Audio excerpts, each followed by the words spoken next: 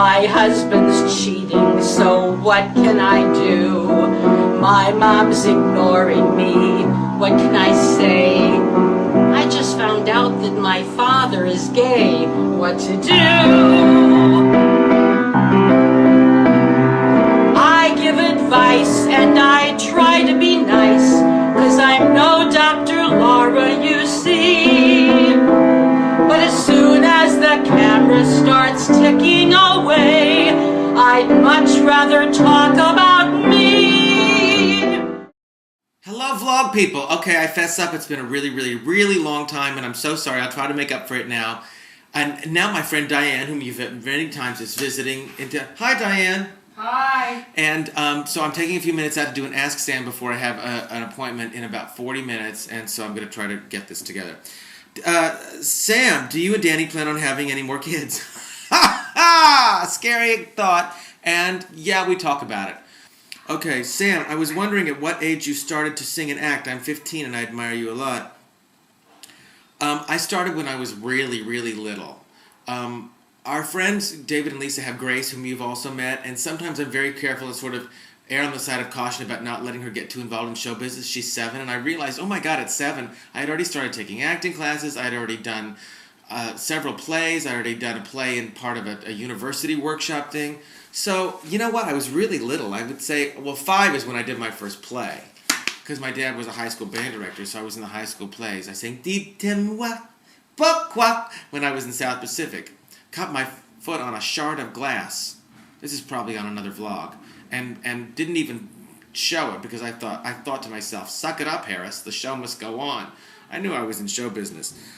Sam, why do all of you Americans think that Brits have bad teeth?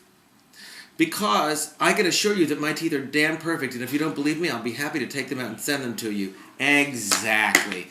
Okay, maybe modern British people don't have bad teeth because you've heard of fluoride lately, but the reason that most rumors are true is because they're true. I mean, most myths, most stereotypes, and my experience up until very recently was that the British kind of had rotten, terrible teeth. And that's why when you have a moderately attractive person in England, they become like a huge star because, you know, they can smile and they can chew. Sam, get your people to contact American Idol. Adam Lambert is like your second coming. I didn't know I was finished coming. Okay, Sam, I would like to hear Adam sing. Dear Sam, when I first heard Adam Lambert sing... Sam, have you contacted the American... Okay. We all know. Adam Lambert and I have many comparisons. I think he's fantastic. I sort of can't believe he didn't win. On the other hand, I can kind of believe he didn't win because he sort of went out there on an edge and he sort of dared to be something that wasn't cookie cutter.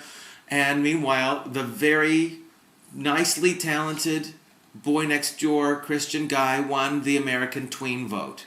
And I think that's just fine. It doesn't matter if you win American Idol or not. Adam Lambert got great exposure. He's an extraordinary talent. And we will see great things from him. I'm very flattered at any comparison. But please stop with the Adam Lambert questions. Dear Sam, a friend of mine just said something about candy being from the devil, and it made me think of the devil as a woman with a bowl of mashed potatoes. Would you please do a version on the vlog? I'll sing you part of it. It's a Kevin Fisher song. The devil is a woman with a bowl of mashed potatoes. Devil is a woman with a bowl of mashed potatoes. I should be eating cottage cheese and tomatoes, but the devil is a woman with a bowl of mashed potatoes. Yeah. Sam, first of all, I love your down-to-earth humor. Curious if you've ever worked with a sign language interpreter at any of your concerts. Guess what I do for a living? Okay, well, that's actually, as a matter of fact, I have. There have been many signers at many of my concerts through the years, certainly in many plays. And I have to tell you one story, and I know this is what you do for a living, but I had one signer at a concert that was just way over the top. I mean, it was like it was their show. They were very flourishy and large and sort of acting out things and very dramatically expressing everything and big. And it was kind of annoying and, disruptive. And so I stopped at one point and I said, can we take a poll, please? By a show of hands, how many people here at my concert are deaf? No one raised their hand. He interpreted that. No one raised their hand. And I turned to him and I said, looks like you have the night off. Have a seat. Enjoy the show. Dear Sam, you've expressed your philosophy a lot on here. How do you collect ideas for your beliefs? Collect ideas. That's interesting. But you know what? I actually do collect ideas. First of all, I try to listen. I try to be around people who will give me interesting ideas that will open my horizons and my beliefs. And also, I do actually collect things when I see something on the internet or something. Hold on, let me see if I can find them. Hold on. Okay. Yeah, here's some stuff. Galileo was pronounced a heretic and was under house arrest for all of his life after he said the earth revolved around the sun and that the sun didn't revolve around the earth. The church called him a heretic because it was sort of against everything that had been believed. And I have to remember that people with ideas that are not that are new, that break some sort of strange sort of idea of what something is supposed to be, that often those people are put down or prosecuted. But eventually evolution of the mind and the spirit do take place. I love this thought. It's not about how much you love someone when you love them. It's about how much you love them when you hate them. Isn't that the truth? When you're in an argument with your spouse or a good friend or someone that you work with, that you have a close relationship with, and they just make you crazy. Not that ever happens with Danny and I. It's about how much you love them when you hate them. I don't want to hate him, but you know what I mean. Here's another thought. Our prayers are answered much faster when they are on behalf of others. I make it a policy never to pray for something for myself. If it's something for myself that will benefit others, like make me extra pretty so people can enjoy that, then I think that's a fair prayer. Just kidding! No, I think that praying for other people is the whole point. And I don't pray for things of like, God bless someone, like God save them from cancer, or God, I don't believe that God decides who has cancer and who doesn't have cancer. I pray for people's strength to deal with situations that happen in life. I pray for the strength to get through the cancer. I pray for the strength to get through the obstacle so that we can triumph on the other side. And sometimes that triumph isn't necessarily beating the cancer. It's coming to the understanding of what that means. I do not believe in a God that decides that this one dies and this one is saved. When people said, oh, I'm so lucky I got out of the building before it fell at 9/11, I'm like, so what does that say? That God saved you and didn't save? It's not the God I believe in. So I pray for other people to get through things, and I try not to pray for myself. Oh, please, God, give me this job. I find myself saying that once in a while. Oh, God, please, or bargaining. Before I got sober, I would bargain. God, if you do this for me, I won't drink again. You know what? God doesn't do that. I mean, the God of the Old Testament kind of did that. He would sort of like smite people and play games with people and screw with people, like, kill your son. Just kidding! But that's not really the God I believe in. So the God that I believe in, if I pray for strength for myself, or pray for strength for someone else, or pray for goodness for someone else, or pray that they find deliverance from some sort of a difficult situation. That's my philosophy. Here's another thought that came to me recently. Imagine what life would be like if you woke up and said, this is going to be the greatest day of my life. Today I'm going to treat everyone with dignity. Today I'm going to resist any temptation to give anyone a piece of my mind. Today is going to be the greatest day ever. Can you imagine what that would be like if everybody did that? If everybody's focus was to be kind to somebody else, or to not have revenge or resentment or act out in some way? Can you imagine? It's quite a concept. Here's one that's interesting. Did you know that abracadabra comes from an ancient Aramaic expression meaning I speak as I create? Words are very important. What you say manifests itself, good and bad. Words are very, very important. So that's a good thought to keep in mind all the time. What you say actually manifests itself. So worrying, I heard someone say once, worrying is praying for what you don't want. When you're saying, worrying about it and you're talking about it, you're asking for what you don't want. Very interesting. Okay, enough of this spiritual crap. Okay, Sam, in your professional opinion, what is the worst song to be released in the past 5 years? I can't even begin. But I would say among the top few would be Soulja Boy, which I do a lovely interpretation of. Please see that. Michael, link that to this, please. Soulja Boy, yeah. Sam, when you were singing Over the Rainbow, have you ever thought about changing the inflection of why can't I from a plaint to an affirmative action statement, so that it's not about what I can't do, but rather what I can, like why not? Oh my God, that's so interesting, because I actually do that. I talk about when all the dreams that you dare to dream do come true as my life, and at the end when I say why can't I actually have said, when the song ends, and I'm done, and people are standing and crying and screaming, that I'm in a festive mood this morning. Anyway, actually, I have at the end of it said, why not? Why not? I believe that. Why not? Why can't I? Why can't you? Sam, my oldest daughter is best friend lives in Tulsa with her dad and his partner. Homos. I grew up in a conservative home, but because of you and your music and influences, I now accept openly and have no hatred. Thank you. Thank you. Thank you. That's what this is about. Okay, let's talk about it. Proposition 8. Supreme Court upheld it. They also did uphold the marriages that were done during that time, and so Daddy's still married. Weird that I'm waiting for someone else's approval. Okay, I'm very upset about this. I believe that we really dropped the ball on this. I really believe that we really missed the boat on this, but it's not over. I think the initiative is going to be on a ballot for 2010, and it's very important. We'll talk about this many times before this comes up, but it's very important that you people, gay or straight, primarily straight actually, take action here. Take to the streets, take to your Congress people, become involved. Please become involved. I'm going to give you some organizations that you can become involved with to make sure that all people have equal rights. It is vital that we do this. This is not just about gay rights. This is about human rights. This is about the mob, the tyranny rule of the mob having the vote to decide they don't like Muslims, to decide they don't like blacks, to decide they don't like people with green eyes. The civil rights should not be up for popular vote. If we open that door, which has now been done, that means anytime we don't like something or are afraid of something or don't understand something, we can vote to make it go away. Don't want to say anything, but Heil Hitler. Sam, curious about your reaction to Susan Boyle on Britain's Got Talent. I think it's fantastic. I think she's wonderful. I don't think she's that great. I think she's really good. I think what happened is our expectation of her was completely exceeded.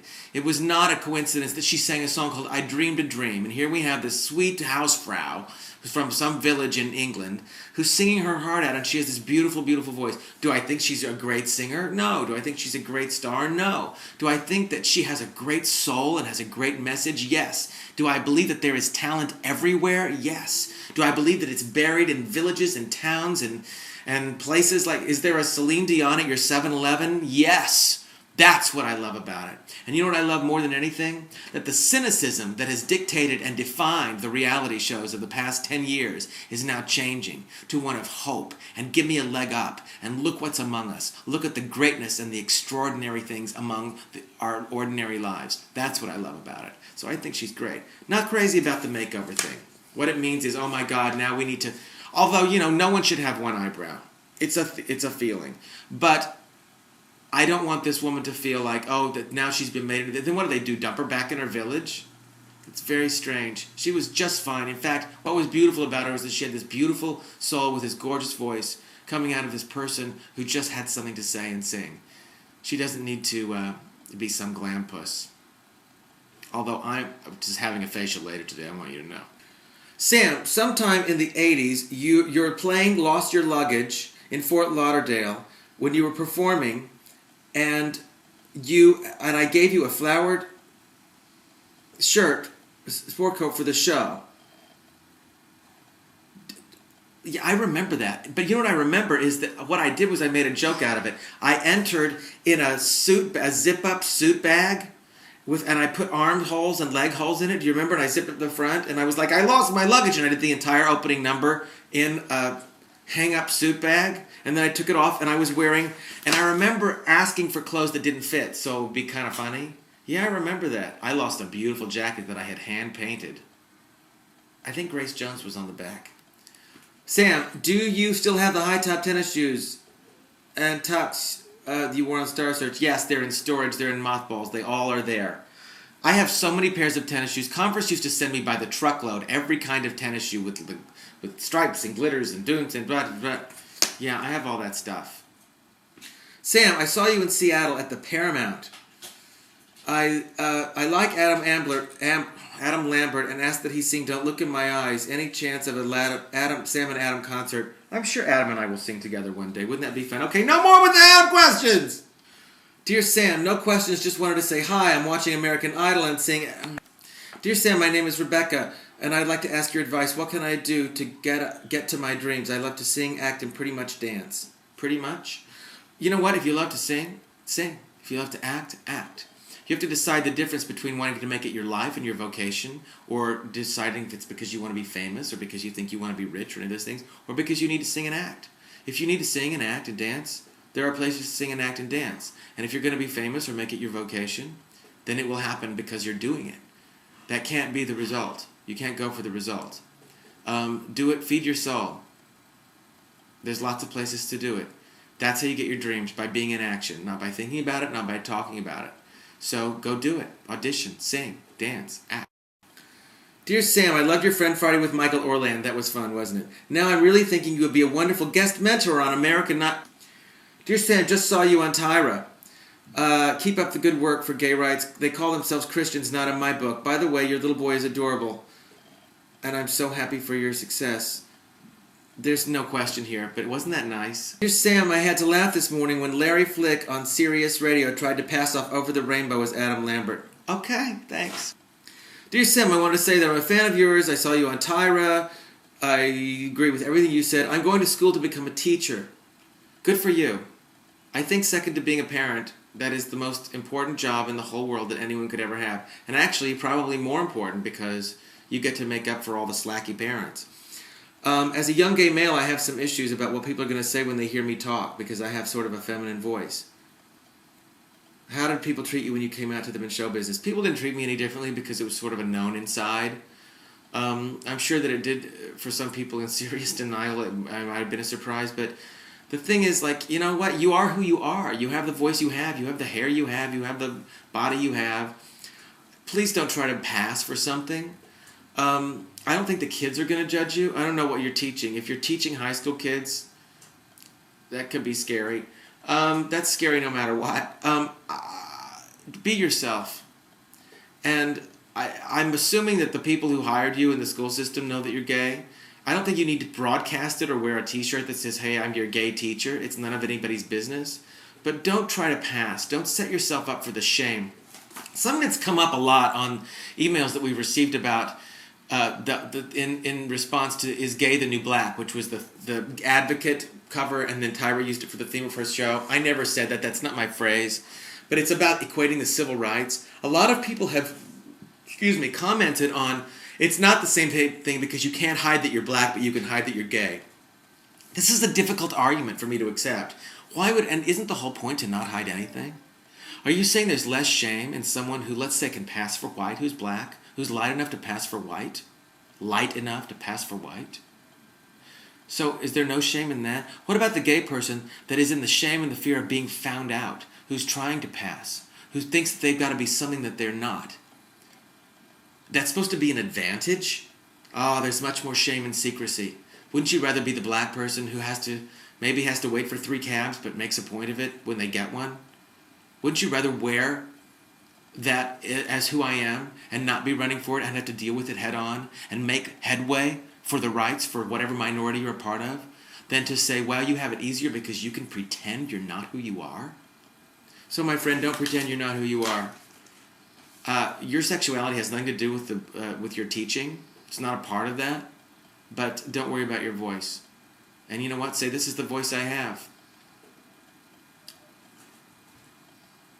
I don't know. It so scares me. Not scares me, it's the wrong word. It saddens me that these questions even have to come up. Hi, Sam. Any thoughts on the outcome of American Idol?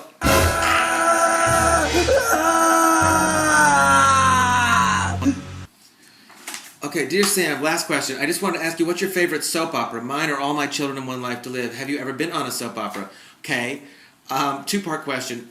A, I've never been on a soap opera, but I have had my music on soap operas, but I was almost on a soap opera. It's a very interesting question.